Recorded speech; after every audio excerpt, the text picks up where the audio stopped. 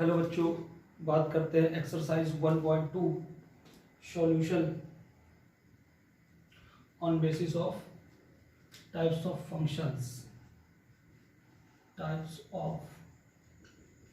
Functions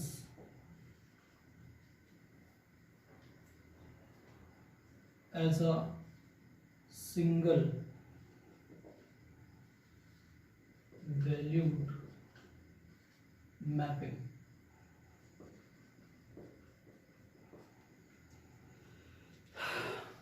exercise solve करने से पहले एक बार देखते हैं कि क्या क्या चीज़ें हम लोगों ने अभी तक पढ़ ली हैं। टाइप्स ऑफ फंक्शन के इंट्रोडक्शन में हम लोगों ने सीखा है 1 function, many one, onto, into and bijective. ये सारे फंक्शंस का एल्जेब्राइक एक्सप्रेशन साथ साथ डायग्राम के थ्रू हमने जाना कि कैसे हम किसी फंक्शन को 1 ऑन टू या फिर बाइजेक्टिव ग्रुप कर सकते हैं। इन सब चीज़ों को समझने के बाद हमने कुछ क्वेश्चंस किए थे, 2-4 एग्जांपल्स किए थे और एक सवाल एक्सरसाइज से किया था क्वेश्चन नंबर 2। उनको समझने के बाद हमें काफ़ी हद तक ये रियलाइज़ हो जाता है कि टाइप्स ऑफ फंक्शंस क्या क्या थे और उन्हें कैसे प्रूव किया जा सकता है। अब हम बात करते हैं क्वेश्चन नंबर 3, 4 एंड 5 की, जो कि एक्सरसाइज 1.2 से है। क्वेश्चन नंबर 2 हमने इंट्रोडक्शन वाले वीडियो लेक्चर में कर लिया था। अभी हम बात करेंगे क्वेश्चन नंबर 3, 4 और 5 की। देखते हैं क्या है क्वेश्चन नंबर 3, 4 एंड 5। ध्यान से देखो इन क्वेश्चंस को क्या कहते हैं। कह रहे हैं prove that GIF greatest integer function such that R2R given by fx बराबर box x is neither 1 nor onto. Question number 3 ये है। क्वेश्चन नंबर 4 में उसने कहा कि मॉडुलस फंक्शन को हमें शो करना है जो कि R2R में डिफाइंड है, given by this is neither 1 nor onto. इसी तरह से हमने 5वें क्वेश्चन में प्रूव करना है कि शो दैट सिग्नम फंक्शन जो कि R2R में डिफाइन है और उसकी वैल्यू ये है सिग्नम फंक्शन की, आप जानते हैं इसके बारे में, is neither 1 nor onto. बच्चों, मैंने आपसे कहा था कि कुछ स्टैंडर्ड फंक्शन जो क्लास 11 में हमने सीखे थे, इसके पहले वाले वीडियो लेक्चर में भी हमने सीखे और आपको उन्हें 1-2 बार प्रैक्टिस कर लेनी चाहिए और उनके ग्राफ भी बनाना सीख लेना चाहिए। साथ साथ उनकी डोमेन एंड रेंज भी आपको याद होनी चाहिए, क्योंकि हमें 1 प्रूव करना किसी भी तरीके से पढ़ सकता है। कई बार 1 या ऑन टू हम दिखाएंगे डायग्राम के थ्रू, यानी रियलाइज करके उसे लिखेंगे। कई बार हम डायरेक्टली ही पुट fx1 बराबर fx2 and then we will get x1 बराबर x2 and then we will say that function is 1 तो कुछ भी हम कर सकते हैं on the basis of situation of the question. तो हमें कुछ भी करना पड़ सकता है और कौन सी चीज़ कब अप्लाई करनी है ये खुद ब खुद आप जान जाओगे धीरे धीरे जब क्वेश्चंस को करने लगोगे। तो बात करता हूँ क्वेश्चन नंबर 3, 4, 5 के सॉल्यूशन की। तो सॉल्यूशन क्वेश्चन नंबर 3, हमारे पास कौन सा फंक्शन है? ग्रेटेस्ट इंटीजर फंक्शन है हमारे पास जो कि R2R में डिफाइंड है and given by fx is equal to box x। बच्चों, मैंने आपको बताया था कि अगर हमें किसी फंक्शन का ग्राफ और उनकी डोमेन रेंज याद है, मालूम है, तो हम उन चीज़ों के थ्रू ही फंक्शंस को 1 या ऑन टू है कि नहीं जानने की कोशिश करेंगे। तो ग्राफ के थ्रू इन सब सवालों को हम देखेंगे। इन तीनों ही क्वेश्चंस को हम ग्राफ के थ्रू देखेंगे क्योंकि हमें इन तीनों के ग्राफ मालूम है। तो बच्चों, देखते हैं इसका ग्राफ क्या होता है ग्रेटेस्ट इंटीजर फंक्शन का। मैंने आपको रिसेंटली ही बताया है अभी, दिस इज 0, 1, 2, 3, -1, 1 एंड -1। तो इसका ग्राफ कुछ यूं होता था। आप 1-2 बार बनाएंगे आपको समझ आ जाएगा।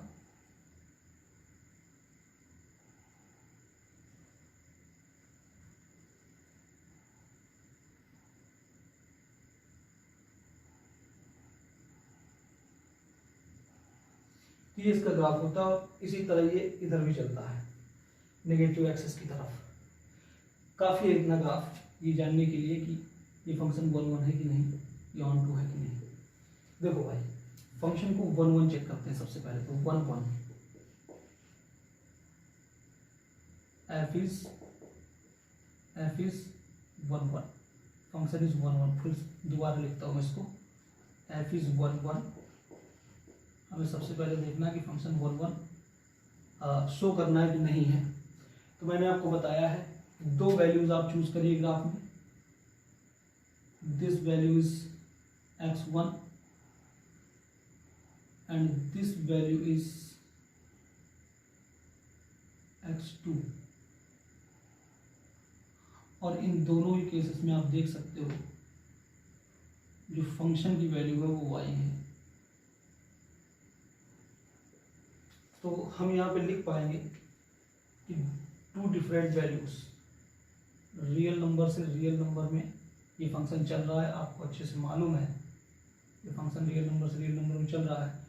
For two values x1 and x2 we have the same value y in codomain of function. Therefore, function is not 1 1, f is not 1 1। तो बच्चों इस तरह से हमने ग्राफ से इसको देख लिया कि फंक्शन 1 1 नहीं है। सिमिलरली ऑन टू के लिए मैंने आपको बताया था,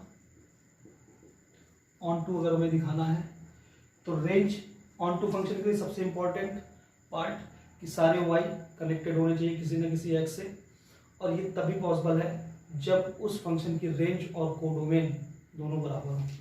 तो आप मुझे बताइए ग्रेटेस्ट इंटीजर फंक्शन की रेंज क्या हो सकती है। तो हम जानते हैं range of greatest integer function is only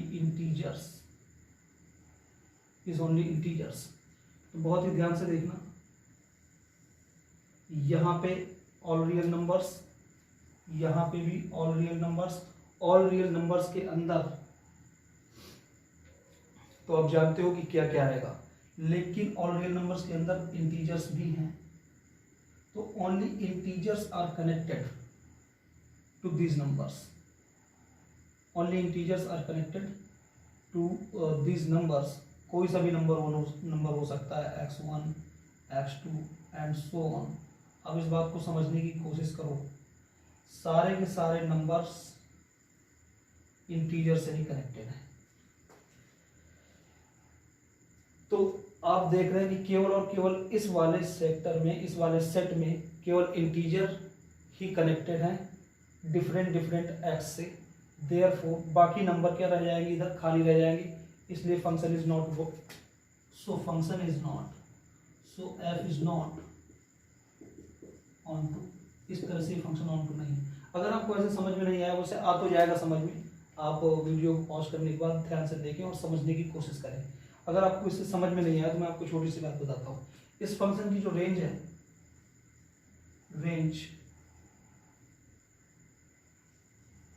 range is the subset of codomain,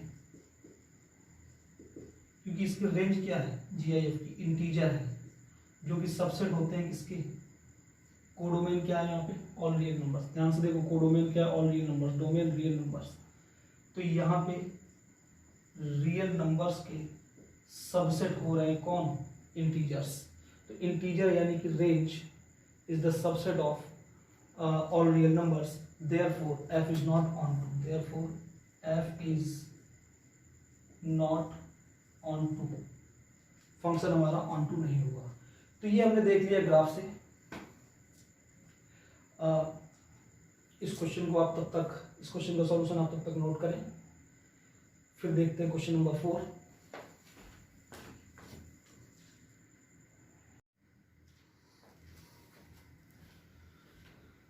बात करते हैं solution of question number 4। Show that modulus function from R to R given by this is neither 1 1 nor onto. उसी तरीके से हम इसे भी करेंगे, क्योंकि इस फंक्शन का भी ग्राफ और इनकी डोमेन और रेंज हमें लर्न है। तो इस फंक्शन को देख लेते हैं, कहाँ से कहाँ डिफाइन है, R to R डिफाइन है, आप देख सकते हैं यहाँ पे। तो आपको अच्छे से मालूम है कि ये पार्ट डोमेन होता है और ये वाला पार्ट कोडोमेन होता है। फंक्शन की अगर मैं ग्राफ की बात करूं तो मॉड फंक्शन का ग्राफ ये होता है। तो 1 1 दिखाने के लिए देखते हैं 1 1 के लिए 1 1 के लिए आप दो वैल्यूज कोई भी ले सकते हैं, x1 x2, और आप यहां पे देख पा रहे हैं दो डिफरेंट वैल्यूज के लिए, for two different values we have same y. For two different values of x, x1 and x2 we have same y. Therefore function is not 1 1. You can see here, this is your domain and this is your codomain. Codomain के एक ही element y से दो element x1 और x2 connected है, तो function is not 1 1. Function is not 1 1. तो हमने इसे भी देख लिया कि ग्राफ याद होने पर हम कितनी आसानी से फंक्शन को 1 1 चेक कर सकते हैं. इसी तरह से ऑन टू की अगर हम बात करें तो ऑन टू मैं यहाँ पे किए दे रहा हूँ, यहीं पे नीचे किए दे रहा हूँ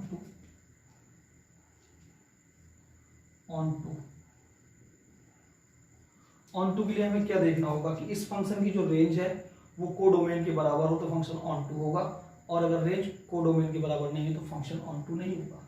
इस फंक्शन की रेंज आपको अच्छे से मालूम होनी चाहिए क्या है.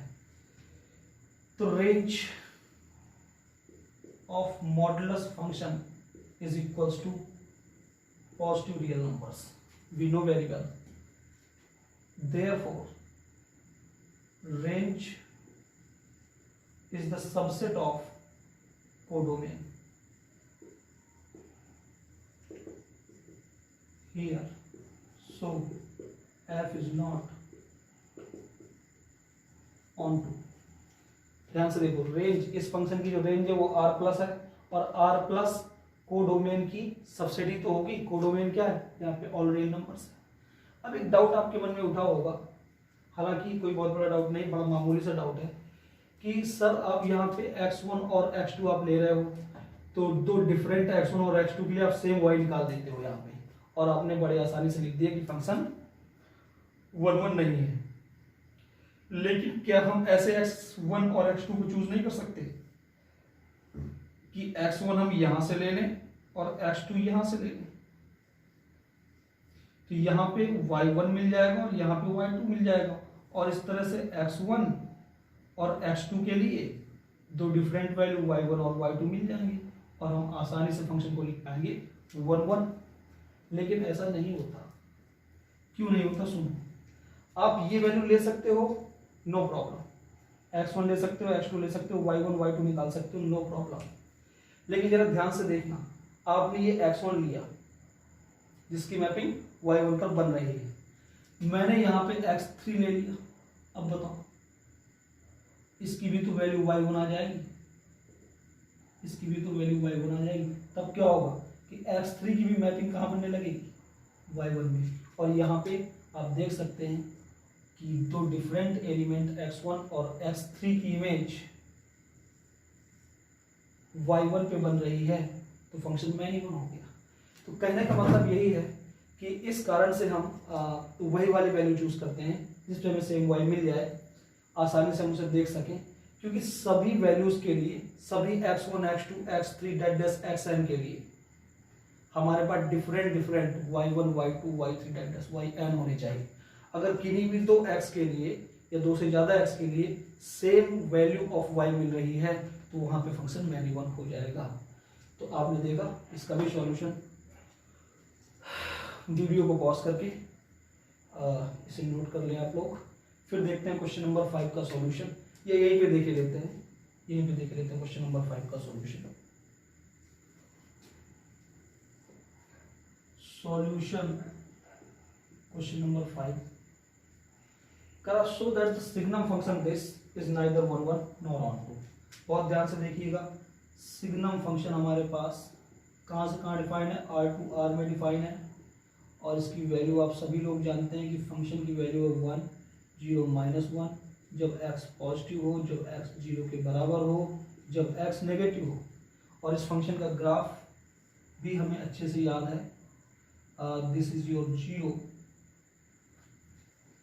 this is 1 and this is minus 1,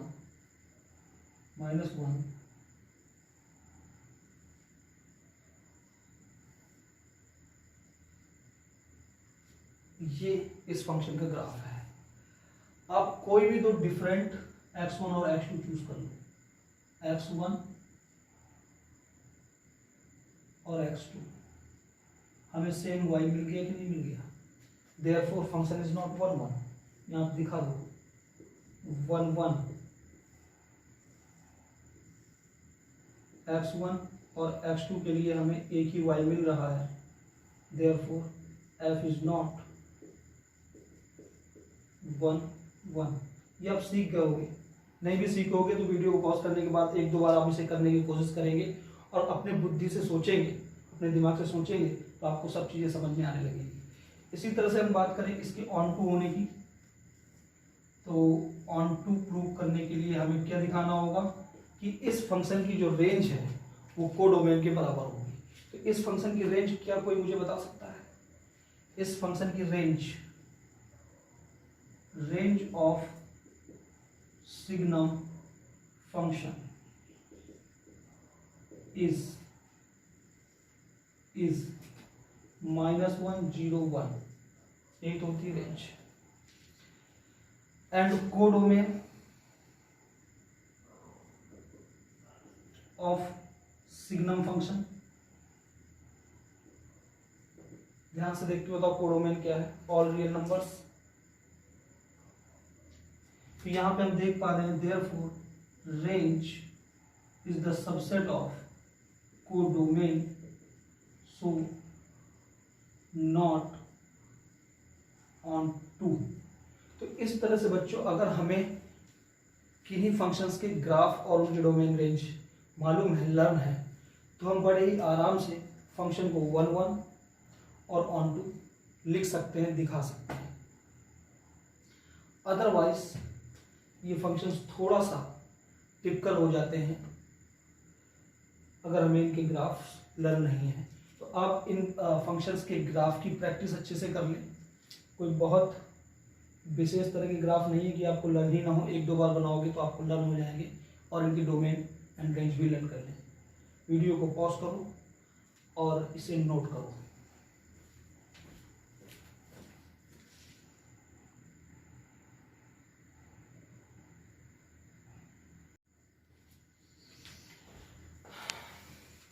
बच्चों अभी हमने जाना क्वेश्चन नंबर 3 4 एंड 5 में कि modulus function, signum function and greatest integer function ना ही 1 1 होते हैं और ना ही ऑन टू होते हैं, और हम इन्हें ग्राफ के थ्रू दिखा भी सकते हैं कि ये फंक्शन 1 1 है या ऑन टू है कि नहीं है। अब बात करते हैं क्वेश्चन नंबर 6 की। करा सेट ए बराबर 1 2 3 सेट बी बराबर 4 5 6 7 एंड फंक्शन 1 4 2 5 एंड 3 6। करा शो करो कि फंक्शन 1 1 है कि नहीं है। तो ये काफ़ी छोटा सवाल है और इसको हम यही भी सॉल्व कर सकते हैं, यही भी सॉल्व कर सकते हैं। बहुत ध्यान से देखना,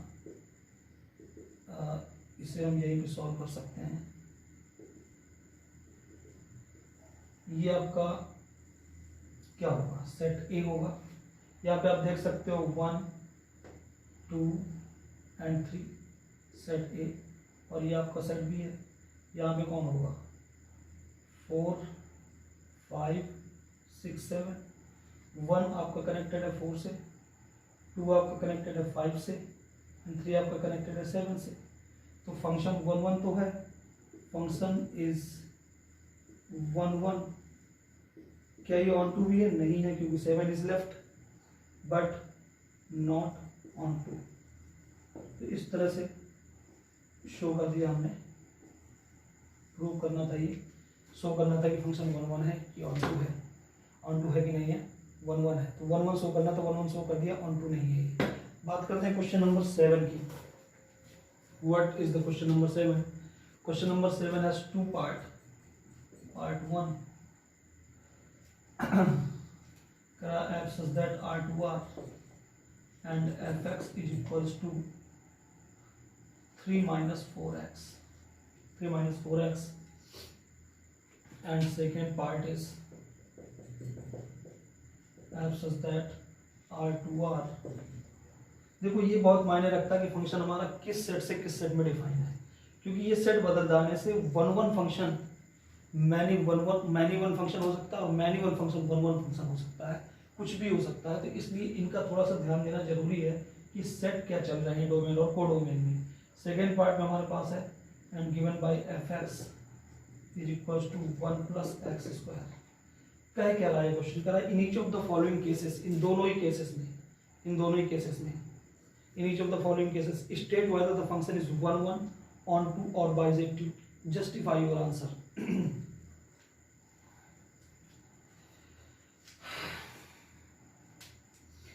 Let's see बच्चों,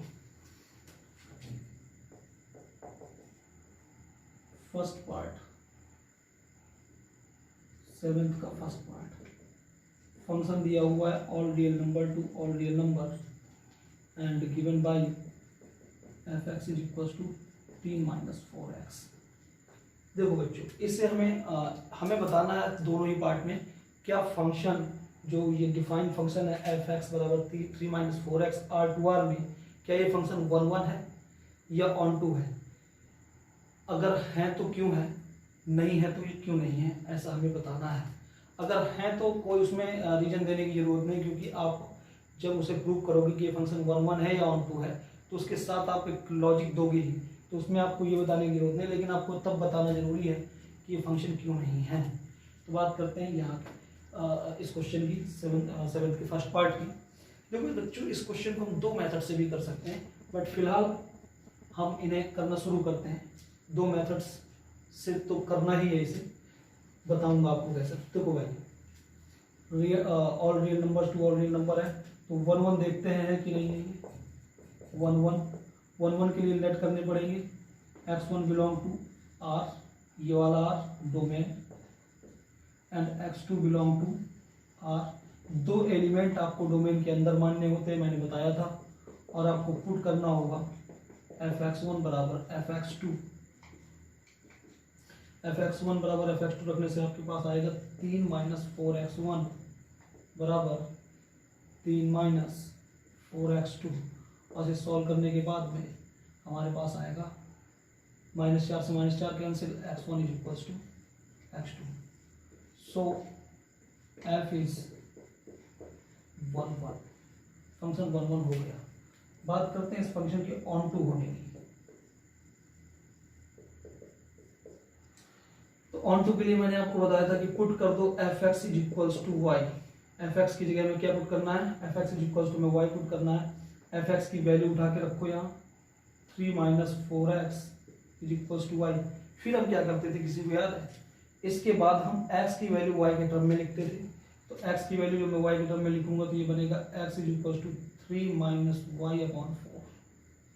और ये करने के बाद हमारा 80% वर्क पूरा हो जाता था। 80% work on 2 is completed and 20% work was on realization।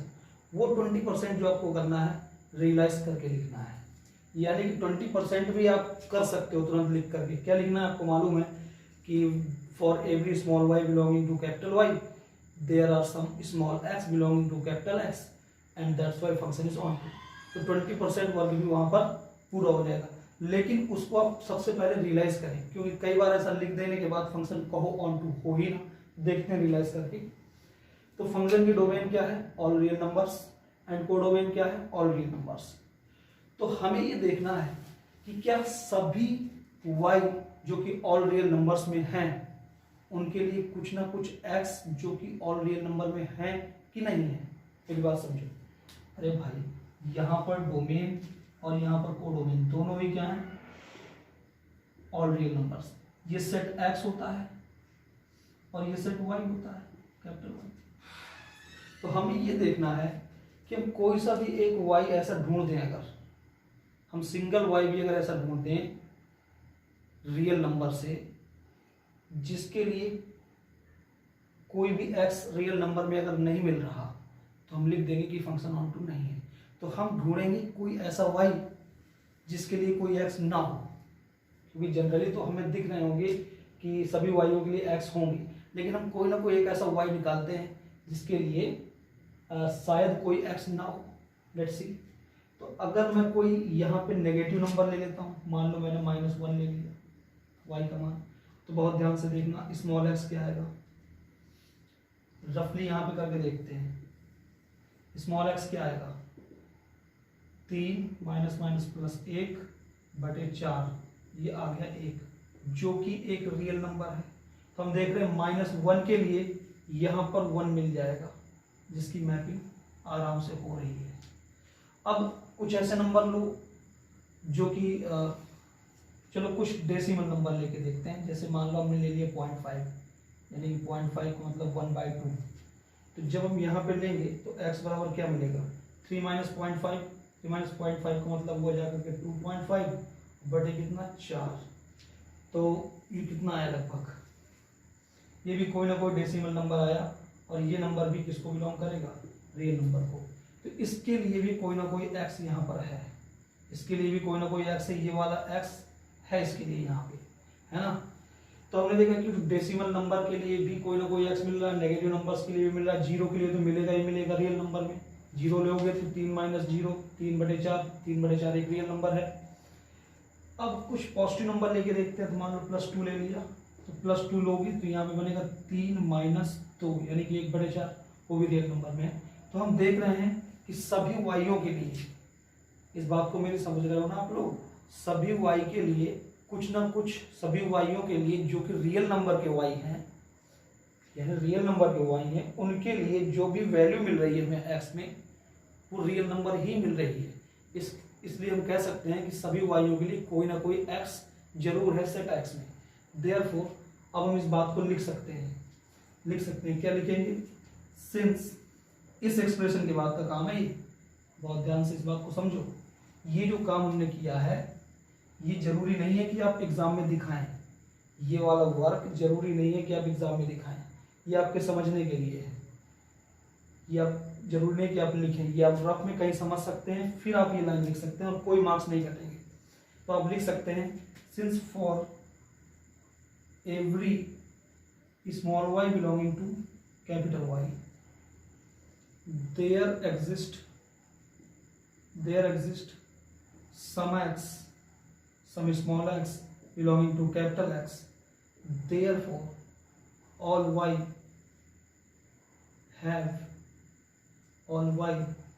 have their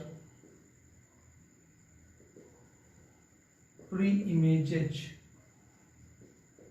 in set X। ये लाइन थोड़ा सा न्यू लिखी गई है, कोई बहुत बड़ी बात नहीं है। ये देखो, इस एलिमेंट की इमेज ये है, लेकिन अगर मैं कहूँ कि इस इमेज की प्री इमेज क्या है, तुम कहोगे कि -1 की प्री इमेज 1 है और 1 की इमेज क्या है, -1 है। तो ये कोई बहुत बड़ी बात नहीं है। इस सेट के जो एलिमेंट होते हैं, इन सेट के एलिमेंटों की प्री इमेज कहलाते हैं, और इस सेट के जो एलिमेंट होते हैं, इस सेट के एलिमेंटों की इमेज कहलाते हैं। तो ये लाइन बस थोड़ा सा बढ़ा दी, अगर आप नहीं लिखना चाहो तो आप यहाँ तक लिख देना, therefore function is onto. तो इतनी बात लिखनी होती है 20% में, 80% तक काम यहाँ से पूरा हो जाता है। ये काम हमने क्यों किया है, ये काम बच्चों हमने आपको समझाने के लिए किया है। कोई जरूरी नहीं है कि आप इसे एग्जाम में शो करें, आप डायरेक्टली यहाँ से लिख सकते हैं, लेकिन इसको रियलाइज आप जरूर करें रफ कॉपी में अपनी। और वैसे भी जब आप करते रहोगे तो एग्जाम तक तो आपको ये सब चीज़ें बहुत अच्छे से तैयार हो जाएंगी ऑटोमेटिकली, आपको ये सब करने की जरूरत भी नहीं पड़ेगी, क्योंकि अभी आप स्टार्टिंग स्टेज में हैं फंक्शन पे, इस कारण से थोड़ा सा चीज़ें नई लग रही हैं। धीरे धीरे ये सब चीज़ें आपके लिए हैबिट में आ जाएंगी। देखते हैं क्वेश्चन नंबर, तब तक आप वीडियो को पॉज करके इसे नोट कर लें।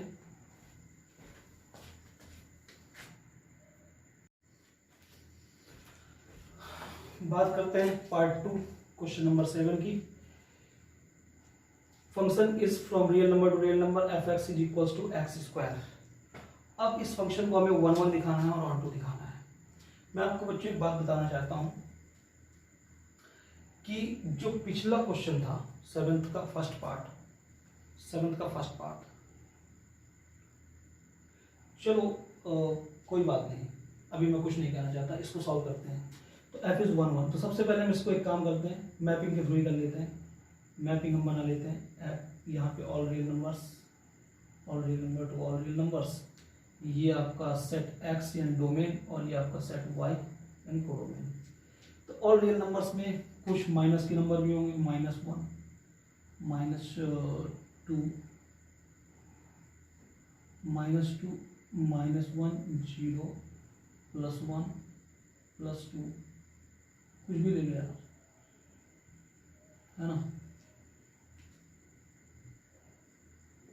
0.5, 1 and 2, हर प्रकार के नंबर होंगे रियल नंबर्स में। डेसिमल भी होंगे, फ्रैक्शंस भी होंगे, नेगेटिव नंबर्स भी होंगे, जीरो इंटीजर भी होगा, प्लस के नंबर भी होंगे। तो सारे नंबर तो हम नहीं लिख सकते, बट कुछ नंबर हमने ऐसे लिख लिए हैं।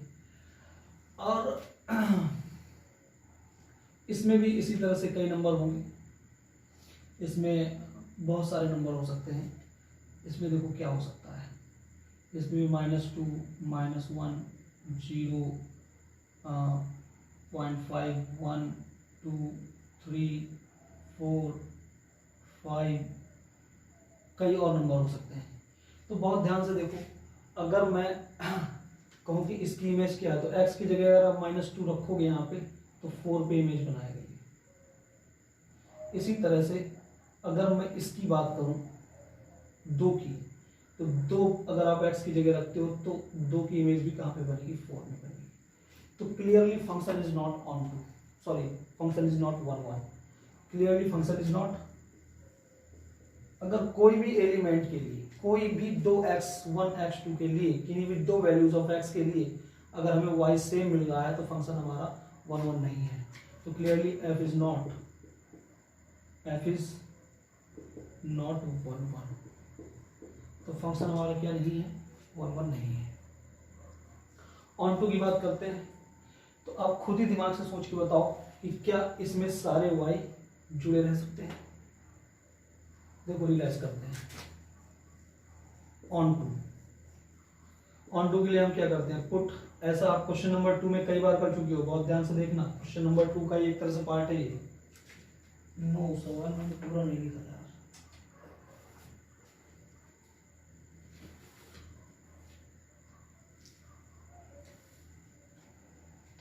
क्वेश्चन मैंने पूरा नहीं लिखा। यहाँ पे 1 + x² है, 1 + x² है।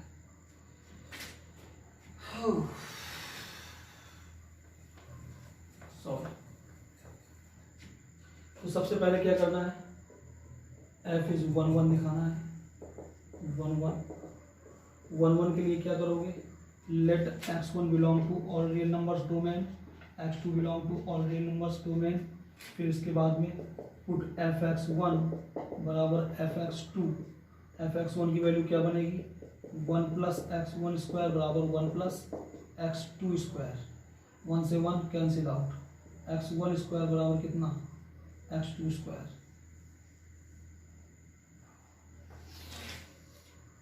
क्या इस एक्सप्रेशन को सॉल्व करने के बाद आपको x1 बराबर x2 मिलेगा? क्या इस एक्सप्रेशन को सॉल्व करने के बाद में आपको x1 बराबर x2 मिलेगा? नहीं मिलेगा, क्योंकि अगर आप ध्यान से देखो तो मैं यहां से कह सकता हूं, अरे भाई सीधी सी बात है, अगर हमारे पास x1 का स्क्वायर जो कि रियल नंबर से 16 हो मान के चलो, तो x1 बराबर क्या मिला, +-4 मिला। +-4 मिल रहा है कि नहीं मिल रहा है? इसका मतलब क्या हुआ, इसका मतलब ये हुआ कि +4 और -4 की जो इमेज है वो 16 में बन रही है। बन रही है, नहीं बन रही? बन रही है। तो आप ज़्यादा परेशान ना हो, बेसिकली इतना जानो कि x1² और x2² अगर बराबर हो तो जरूरी नहीं है कि x1 बराबर x2 हो ही, x1 not equals to x2 होगा, क्योंकि आप नहीं कह सकते कि x1 बराबर x2 होगा। तो from here we can say f is not 1, 1। यहाँ पे हमारे पास फंक्शन हमारा 1, 1 नहीं रहा। अब बात करते हैं f इज ऑन टू की। फंक्शन ऑन टू अगर होता है तो हम क्या करते हैं भाई, पुट fx बराबर y। हमेशा रट लो ये प्रोसेस, बार बार वही प्रोसेस कर रहे हैं। fx का मान क्या है, 1 प्लस एक्स स्क्वायर बराबर वाई, तो यहाँ से एक्स स्क्वायर बराबर कितना आएगा 1 माइनस वाई, और हमारे पास एक्स बराबर कितना है अंडर रूट 1 माइनस वाई। कितने परसेंट काम पूरा हो गया? 80% काम कंप्लीट है। 20% में हमें रियलाइज करना है कि क्या सभी वाइयों के लिए। अब बचा क्या? 20% वर्क। 20% में हमें क्या दिखाना है, समझना क्या है। ये हमारा रफ वर्क है एक तरह से, जो हमें अपने सॉल्यूशन में नहीं लिखना है।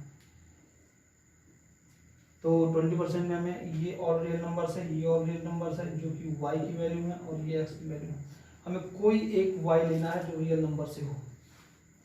तो मैंने लेके देख लिया, चलो यहाँ पे ले लेता हूँ y बराबर मैंने ले लिया, मान लो यहाँ लेता हूँ मैं, मान लो y बराबर मैंने ले लिया -4। कितना ले लिया? -4। ये +4 ले लो, +4 ले लो, तो जो कि रियल नंबर को बिलोंग करता है। अब जानते हैं देयरफॉर x बराबर क्या होगा, अंडर रूट 1 माइनस 4 बराबर माइनस का under root, sorry under root minus का 3, जो कि एक कॉम्प्लेक्स नंबर है, जो कि एक कॉम्प्लेक्स नंबर है, इसलिए ये रियल नंबर को बिलोंग नहीं करेगा। This will not belong to real number. तो हमने देख लिया कि एक वैल्यू तो कम से कम छूट ही जाएगी, एक वैल्यू 4 तो कम से कम छूट ही जाएगी, जिसके लिए कोई x नहीं होगा। देयर विल बी, यहाँ पे हम लिख देते हैं क्या लिखेंगे, सिंस देयर, कैसे लिखोगे इसको, तो ऑन टू लिखना होता तो बड़ा आसान, तो वही चीज लिख देते, लेकिन अब यहाँ पे ऑन टू नहीं है, तो लिखेंगे सिंस देयर विल बी। देखो इसको कैसे भी लिखो, हर बच्चे का अपना अलग नंबर सिलेक्शन होगा। यहाँ पे मैंने 4 सिलेक्ट कर लिया, कोई बच्चा 8 सिलेक्ट कर लेगा, तो कुछ भी हो सकता है। तो there will B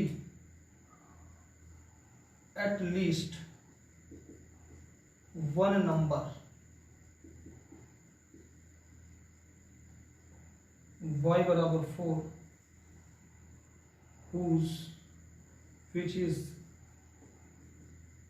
not having any x belonging to domain। Domain मतलब सेट ऑफ रियल नंबर, यहाँ पे शॉर्ट में लिख दो set of R। So f is not onto, तो फंक्शन हमारा क्या नहीं है, ऑन टू नहीं है। इस तरह से आप दिखा सकते हैं कि फंक्शन हमारा ऑन टू नहीं है। Pause the video and make your notes. एक बात याद रहे, ये आपको समझने के लिए होता है, ये सॉल्यूशन में नहीं देना, ये सब उल्टा सीधा सॉल्यूशन में ना रखना, ये सब साइड में रखना रफ में, और एकदम फाइनल सॉल्यूशन ये लिखोगे समझने के बाद खुद से। ठीक है ना, समझ में आ रही होगी बात। चलिए नोट कर लीजिए।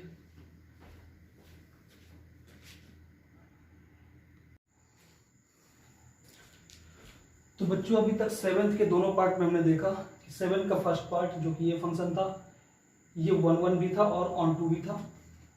7th का सेकेंड पार्ट जो कि ये फंक्शन था, ना ही ये 1 था और ना ही ऑन टू था।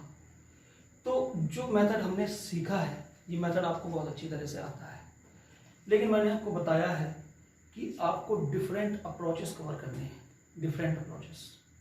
क्लास 11 से लेकर के मैं आपको ग्राफ सिखाता चला आ रहा हूँ, ग्राफ का यूज़ करता सिखाता चला आ रहा हूँ।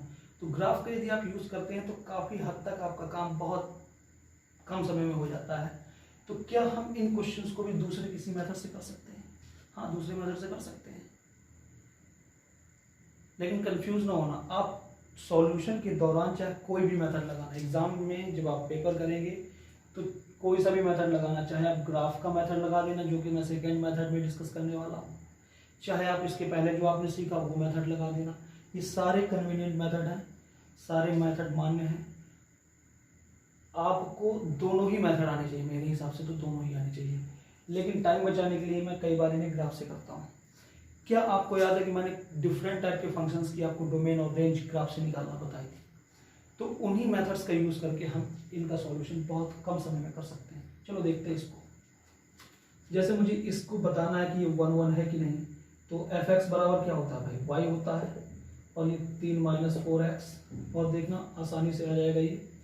तो अगर मैं इसको देखूं तो ये आ जाएगा y बराबर माइनस का 4x प्लस 3, और ये एक लाइन है जिसका स्लोप क्या है, नेगेटिव है, -4, यानी 90 से बड़ा होगा, और c क्या है, पॉजिटिव इंटरसेप्ट। तो ये लाइन कैसी बनेगी, 1 2 3, तो ये लाइन इस तरह से जाएगी। ये आपको अच्छे से मैंने बताया था, नहीं बताया था तो अभी सीख लो। जब स्लोप नेगेटिव होता है तो जो लाइन जाती है वो एक्स एक्सिस के साथ 90 से बड़ा एंगल बनाते हुए जाती है। जब स्लोप पॉजिटिव होता है तो लाइन जाती यहाँ से ऐसे ऐसे जाती। क्यों जाती, क्योंकि उस दौरान एक्स एक्सिस के साथ लाइन 90 से कम एंगल बनाती हुई जाती। ध्यान से देखो ऐसे, क्योंकि स्लोप जब पॉजिटिव होता है, जब स्लोप पॉजिटिव होता है तो लाइन का एक्स एक्सिस के साथ एंगल 90 से छोटा होता है, और जब स्लोप नेगेटिव होता है तो लाइन का एक्स एक्सिस के साथ एंगल 90 से बड़ा होता है। तो ये लाइंस के चैप्टर में मैंने आपको बताया था। लाइंस y बराबर एम एक्स प्लस सी लाइन है, आगे y बराबर एम एक्स प्लस सी लाइन ऐसे ही तो जाती है, क्योंकि नेगेटिव है तो ऐसे जाने लगी, जब पॉजिटिव होती तो ऐसे जाती। तो आप देख रहे हो यहाँ पे अगर हम बात करें तो दो वैल्यूज ले लो कोई, x1 और x2। तो x1 के लिए y1 देखो अलग मिल रहा है, और ये y2 मिल रहा है। तो आप देख सकते हैं फंक्शन हमारा 1 1 हो रहा है, फंक्शन हमारा 1 1 हो रहा है, क्योंकि हमारे लिए x1 और x2 के दो डिफरेंट वैल्यूज पर, x1 और x2 के दो डिफरेंट वैल्यूज पर y1 और y2 दो डिफरेंट वैल्यूज हमें मिल रही है। Therefore function is 1 1। अब ऑन टू चेक करने के लिए हमें क्या देखना पड़ेगा कि इस फंक्शन की जो रेंज है वो इसकी कोडोमेन के बराबर होनी चाहिए। तो क्या इस फंक्शन की रेंज आप बता सकते हैं मुझे क्या होगी?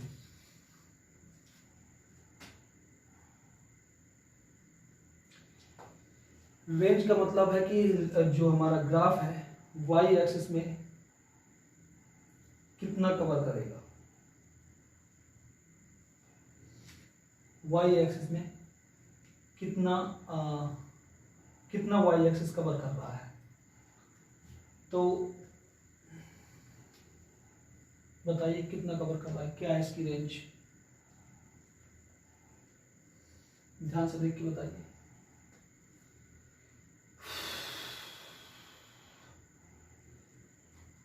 लाइन को बढ़ा लो ना, तो y एक्सिस में तो कोई भी वैल्यू आप ले लो यार, देख लो कोई सा भी y उठा लो, कोई सा भी y उठा लो ना, ये देखो, यानी कि नेगेटिव y एक्सिस से, नेगेटिव y एक्सिस से, ध्यान से देखो, 0 और 0 से पॉजिटिव y एक्सिस। तो जब इसकी रेंज ऑल रियल नंबर है, इसकी रियल नंबर देखो भाई, -∞, 0 और +∞ सब कुछ तो है, तो ऑल रियल नंबर ना होगी range, all real number range है, और कोडोमेन भी इसकी कितनी है, ऑल रियल नंबर है। तो क्योंकि ये दोनों बराबर हैं, देयरफॉर फंक्शन हमारा ऑन टू ही है। तो ग्राफ से भी आप चेक कर सकते हैं कि फंक्शन 1 1 है या ऑन टू है। इसी तरह से उसको देखते हैं ग्राफ से कैसे करेंगे।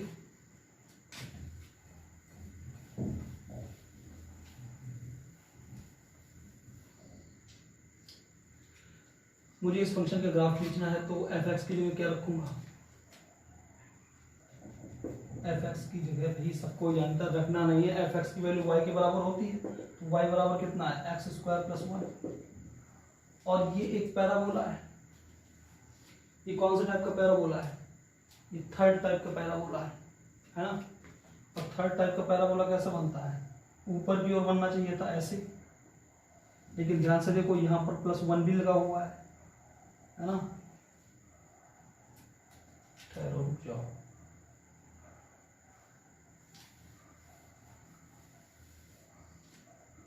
यहां से x² बराबर कितना, y - 1, x² बराबर y, थर्ड टाइप का पैराबोला, लेकिन y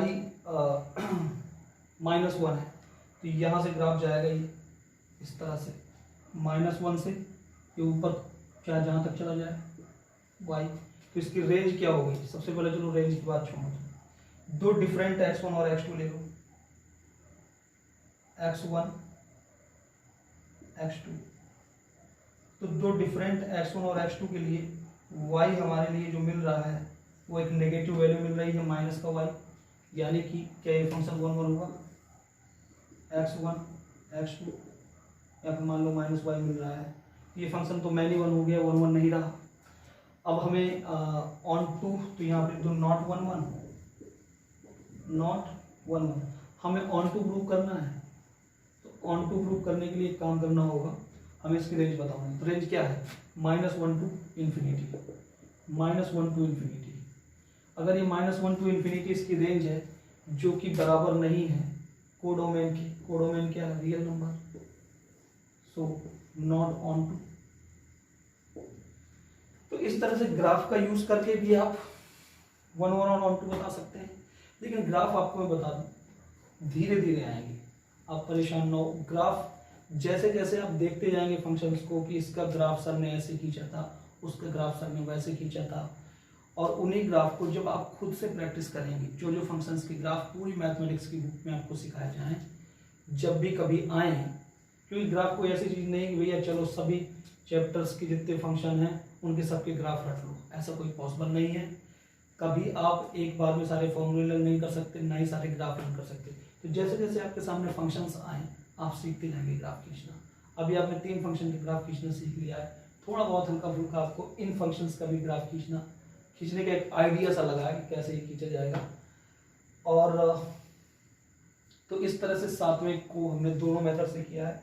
जिस भी मेथड से आपको अच्छा लगे उस मेथड से आप कर सकते हैं, बशर्ते आपको ये सब करना है, ये नहीं कि पेंडिंग डाल दो, करना, कोशिश करना दोनों ही मेथड से करने की।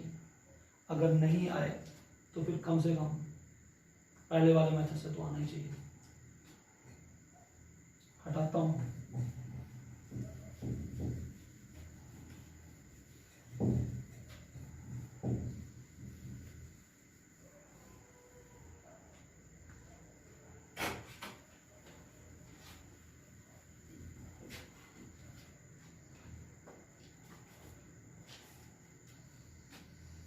Question number 8. Correct that A and B be two sets such that, show that F such that A cross B to B cross A, such that F A comma B A equals to B comma A. Is F bijective? Is F bijective? क्या function आपका bijective है? ए और B हमारे पास दो set हैं, ए और B दो set हैं, और फंक्शन जो है हमारा इस तरह से डिफाइन है। ऑब्वियस सी बात है, इस फंक्शन की जो डोमेन है वो ये है, और को डोमेन हमारे पास ये है। हमें बताना है कि क्या जो फंक्शन है हमारा इस तरह से दिया हुआ है कि f, अब भाई सीधी सी बात है, डोमेन ही जब हमारे पास कार्टेशियन प्रोडक्ट है तो कार्टेशियन प्रोडक्ट का जो एलिमेंट होगा कैसा होगा? इस तरह का होगा। तो ये डोमेन का एलिमेंट हुआ, और जो आउटपुट मिल रहा है ये को डोमेन का एलिमेंट। हमें बताना है कि क्या फंक्शन हमारा बाइजेक्टिव है। तो चलो उसको करने की कोशिश करते हैं। लेट ए बराबर मान लो 1 2 3 एंड बी बराबर मान लो 4 5।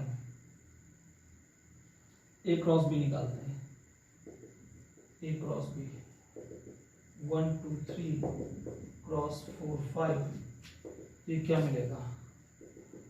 1 4 2 4 3 4 1 5 2 5 3 5। बी क्रॉस ए निकाल लो, बी क्रॉस ए 4 5 क्रॉस 1 2 3, ये क्या मिलेगा? ये मिलेगा आपको 4 1 5 1, इसके बाद 4 2 5 2 4 3 एंड 5 3, ये हमारे पास कार्टेशियन प्रोडक्ट है। अब हमें देखना ये है कि हमारा फंक्शन किस तरह से डिफाइन है। हमारा फंक्शन डिफाइन है कि एफ मतलब जो डोमेन का एलिमेंट है, डोमेन माने ए क्रॉस बी, बहुत ध्यान से समझना इस बात को, डोमेन माने ए क्रॉस बी एंड कोडोमेन माने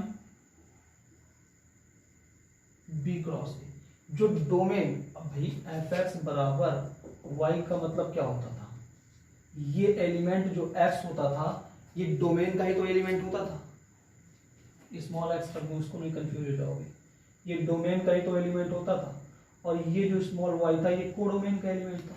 तो यही तो मैं कह रहा हूँ, और क्या गलत कह रहा हूँ, कि ये जो एलिमेंट ए कॉमा बी है कहाँ से है, यानी ए कॉमा बी जिस भी एलिमेंट से जुड़ा होता है, बहुत ध्यान से देखना, डोमेन का एलिमेंट ए कॉमा बी, फिर से बात को बोल रहा हूँ, डोमेन का एलिमेंट ए कॉमा बी जिस भी एलिमेंट से जुड़ा होता है वो इसका उल्टा होता है। ध्यान से देखो इधर, डोमेन का एलिमेंट ए कॉमा बी जिस भी एलिमेंट से जुड़ा होगा कोडोमेन में, वो इसका एक तरह से इमेज होगा, उल्टा होगा। बहुत ध्यान से देखो, बी कॉमा ए से जुड़ा है, ये तो बताना चाह रहा है, यानी कि डोमेन का एलिमेंट, इसका एलिमेंट इसके जिन एलिमेंट से जुड़ा होगा वो एक दूसरे के मिरर इमेज टाइप के होंगे।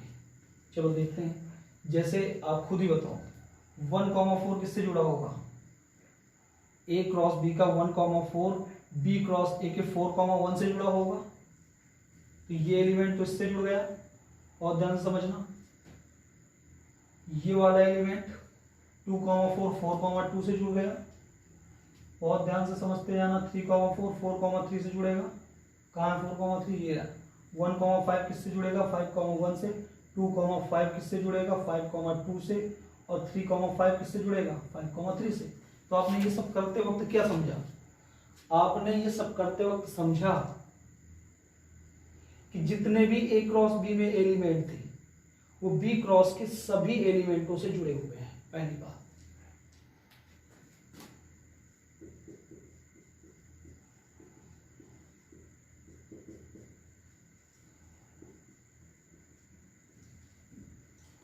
as all elements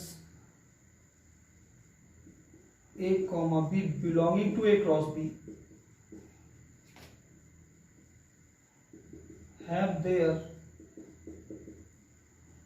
image B comma A belonging to B cross A, so F is 1 1। क्या लिख सकता हूं, ये मैं लिख सकता हूं, क्या ये ऑन टू भी होगा, हाँ भाई, सामने सामने आपके डोमेन रखिए, सामने आपके कोडोमेन रखिए, कौन सा ऐसा एलिमेंट है जो बी क्रॉस ए का यानी वाई का, ये सेट एक्स हुआ, ये सेट वाई हुआ, यानी वाई का एलिमेंट मतलब बी क्रॉस ए का कोई एलिमेंट है क्या, बी क्रॉस ए का कोई एलिमेंट है क्या ऐसा जो ना जुड़ा हो एक्स से, नहीं है ना, इसलिए लिखोगे f is on to.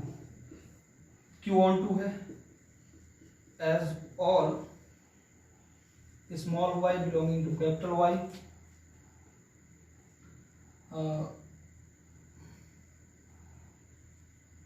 have some small x belong to capital X, therefore f is on 2। ये भी लिख सकते हो, ये अगर ऐसे नहीं लिखना है तो आप इस सवाल के फॉर्मेट में लिख सकते हो कि ऑल, अब यहाँ पे y कैसे है, y आपके b कॉमा ए जैसे है, ये आपका स्मॉल x टाइप का है और ये वाला आपका स्मॉल y टाइप का है, तो all b comma A belonging to B cross A have A comma B ऐसे नहीं, have some A comma B belonging to A cross B, so F is on 2, अतः F on 2 है। अब खुद ही बताओ, F 1 1 भी है, F on 2 भी है, तो क्या f बाइजेक्टिव नहीं होगा, yes it is bijective, yes it is bijective, and that's how we have completed question number 8. Pause the video and make your notes.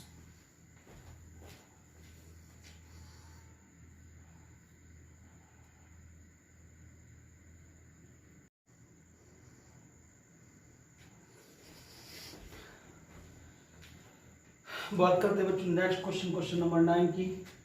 कह रहा है question function f such that n to n, यानी इस बार जो function हमारे सामने उसकी डोमेन नेचुरल नंबर, कोडोमेन भी नेचुरल नंबर, और ये डिफाइन है एफ एन। ये एक्स नहीं है, इस बार उसने एन लिया है, एक्स की जगह एन ले लिया है, कुछ भी ले सकता है वो।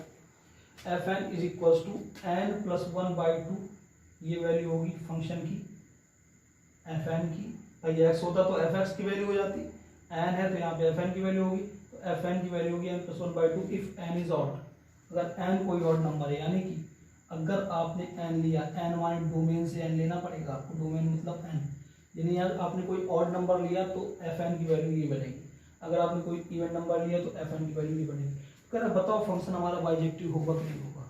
देखो भाई, बाइजेक्टिव के लिए दो चीजें हमें होनी चाहिए, वो 1 1 भी होना चाहिए और 1 2 भी होना चाहिए।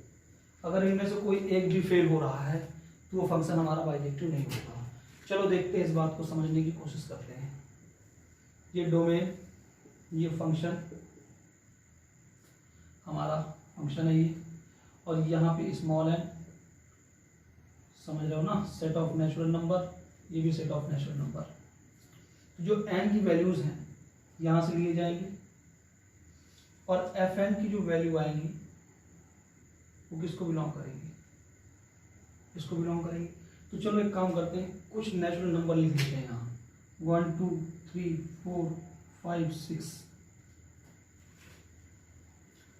यहाँ पे भी कुछ नेचुरल नंबर लिख लेते हैं, 1 2 3 4 5 6 7 8 9।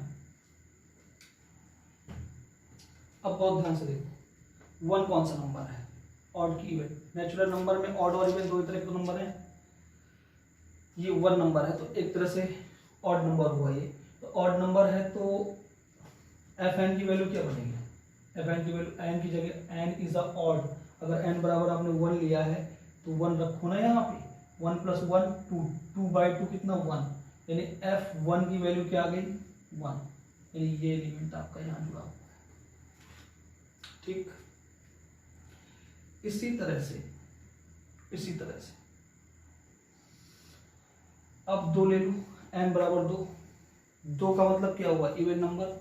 जब n इवन होगा तो एफ एन की वैल्यू क्या बनेगी 2/2, यानी 1 1, यानी f2 की वैल्यू क्या है 1 आएगी, f2 की वैल्यू 1 आएगी। इस बात को समझो, बहुत ध्यान से, यहाँ भी समझो लगा। इफ n बराबर 1 तो f1 कितना होगा, n बराबर अगर 1 रखो तो ऑड है 1, तो यहाँ पे आया 1 + 1/2 बराबर 1, यानी f1 की वैल्यू कितनी 1। इफ n बराबर 2,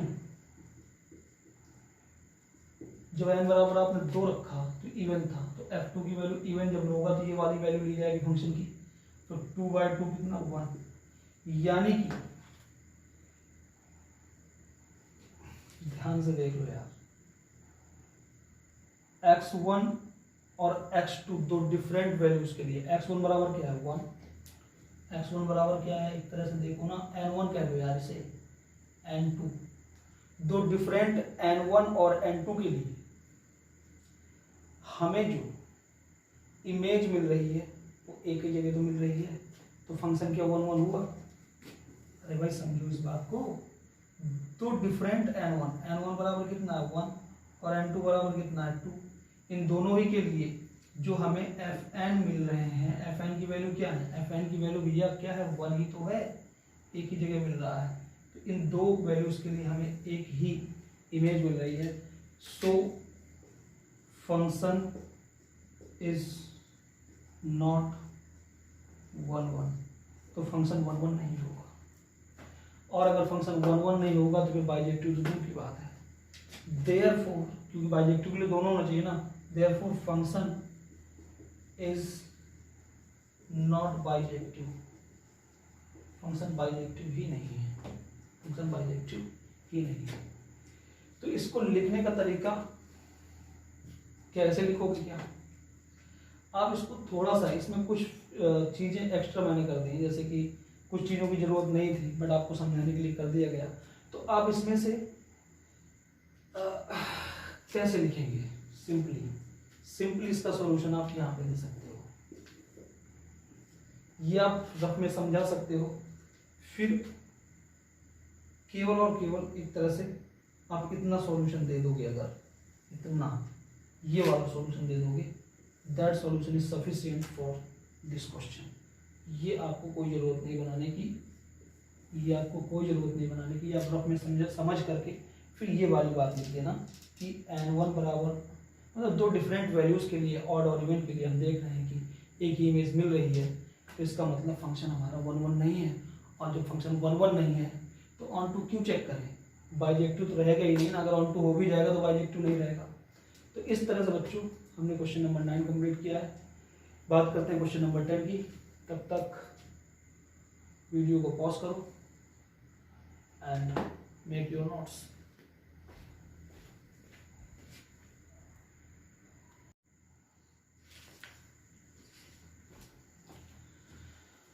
बात करते हैं बच्चों क्वेश्चन नंबर 10 की। If a is equals to r except of 3, b is equals to all real numbers except of 1, इनका मतलब आप अच्छी तरीके से जानते हो, क्लास 11 में हमने सीखा था। And function is defined from set a to set b, यानी डोमेन a है और कोडोमेन b है। a माने real numbers except of 3 and b मतलब रियल नंबर एक्सेप्ट ऑफ 1। तो जो फंक्शन हमारा डिफाइन है इस सेट से इस सेट में डिफाइन है, पहली बात। और फंक्शन का जो फॉर्मूला है वो ये दिया हुआ है, कह रहा है कि क्या फंक्शन 1 1 या ऑन टू होगा, अगर होगा तो जस्टिफाई योर आंसर, नहीं होगा तो जस्टिफाई योर आंसर।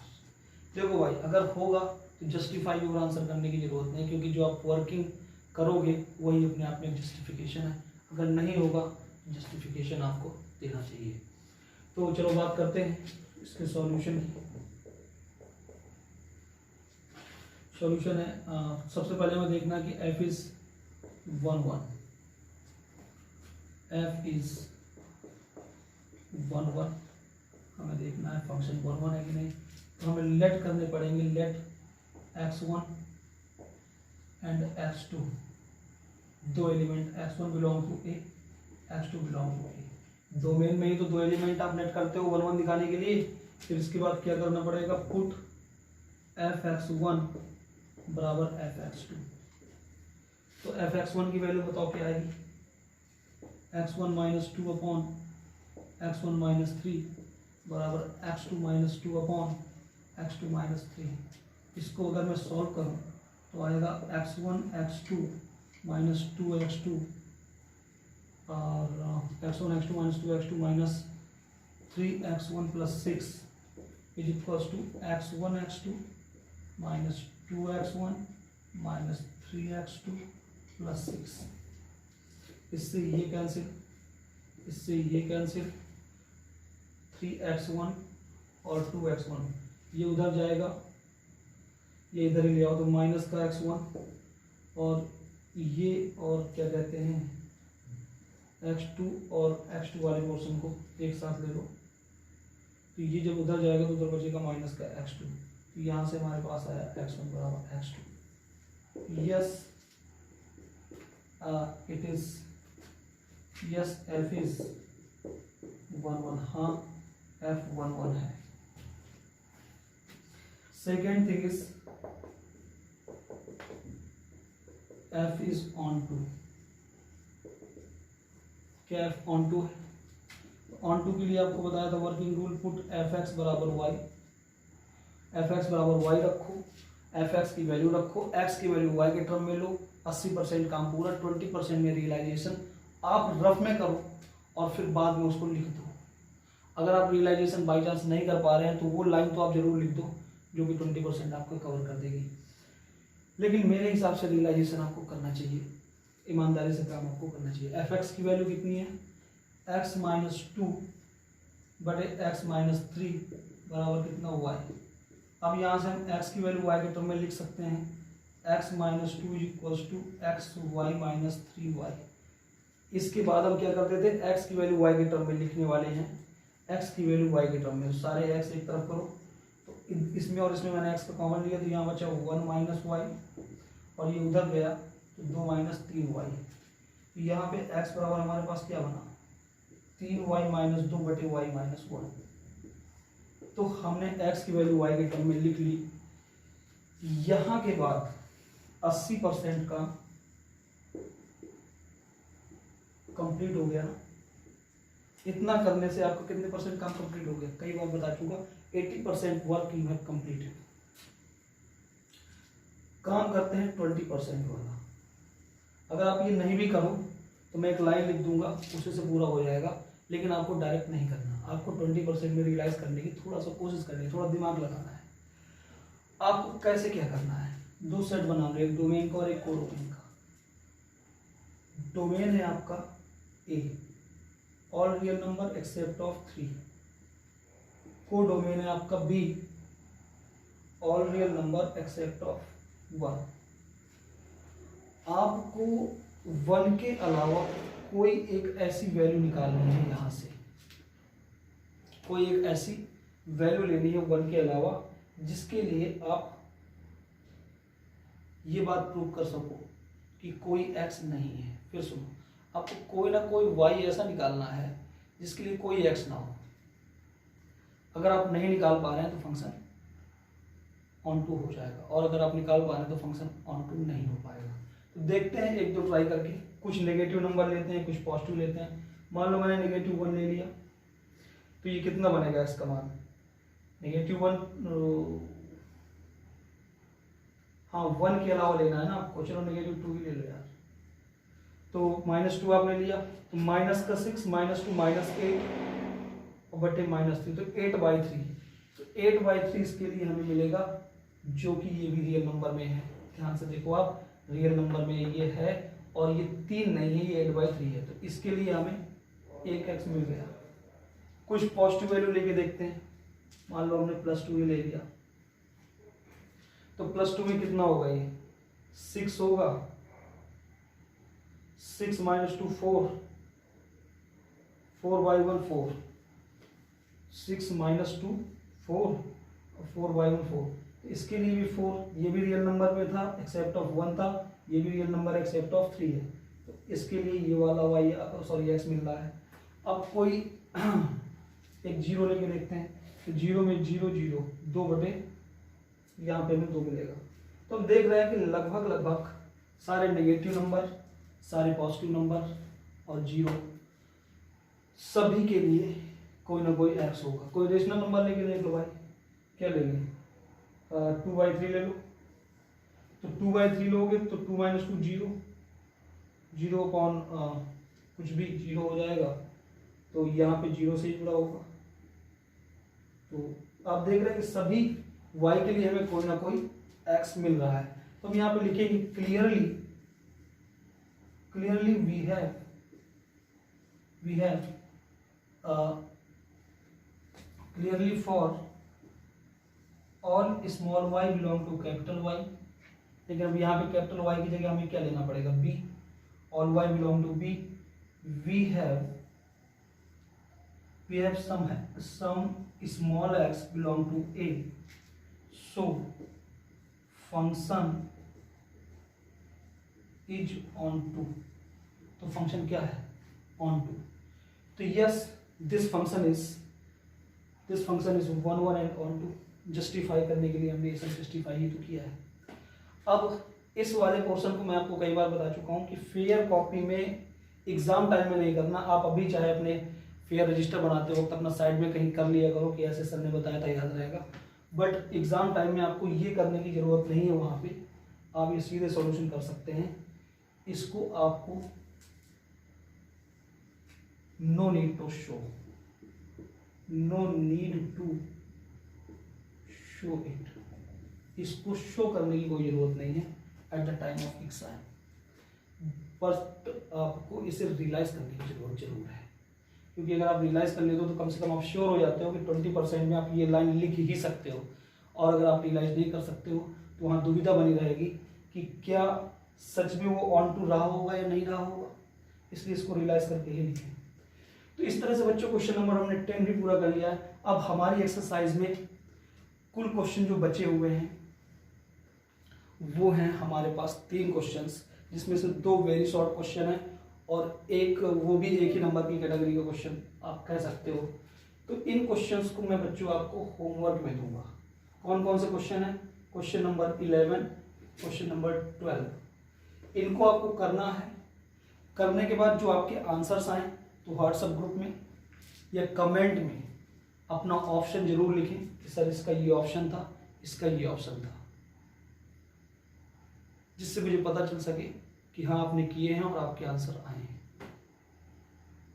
ठीक है, तो ये एमसीक्यू क्वेश्चन है और आपको मालूम है कि इस साल से 20 नंबर के 1 मार्क के क्वेश्चंस रखे जाते हैं और वो इसी तरह से मिलाकर जुलाकर के सारे क्वेश्चंस बनेंगे।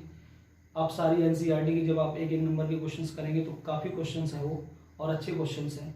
तो किसी एक्सरसाइज में 2 दिए, किसी में 3 दिए, इस तरह से जब आप पूरी बुक कर लोगे तो आपके पास काफ़ी मात्रा में 1 नंबर के क्वेश्चंस कलेक्ट हो जाएंगे और आपको करने का तरीका भी उन्हें आता रहेगा। तो don't underestimate MCQ questions, try them and solve them and find the answer. After that tell me in your comment that we have got this answer sir, and after it you have to do question number 1. This question you have to also try by yourself. Try yourself in your homework. इस exercise के जितने भी tricky question थे जो आप लोग अपने मन से ट्राई नहीं कर सकते थे वो मैंने कराने की और उन्हें एक्सप्लेन करने की कोशिश की है यहाँ पे। अब आपको कितना समझ में आया है इसके लिए आप इन क्वेश्चंस को सीखने के बाद में स्वयं से लगाने की कोशिश करें, जिससे आपको पता चले कि हमने इतना सीख रखा है और इतना % हमें आया है और इतना % हमें अभी डाउट एरिया में है और उसे हमें क्लियर करने की ज़रूरत है। तो pause the video and make your notes. मिलते हैं नेक्स्ट एक्सरसाइज 1.3 इनवर्टिबल फंक्शन में। तब तक के लिए गुड बाय।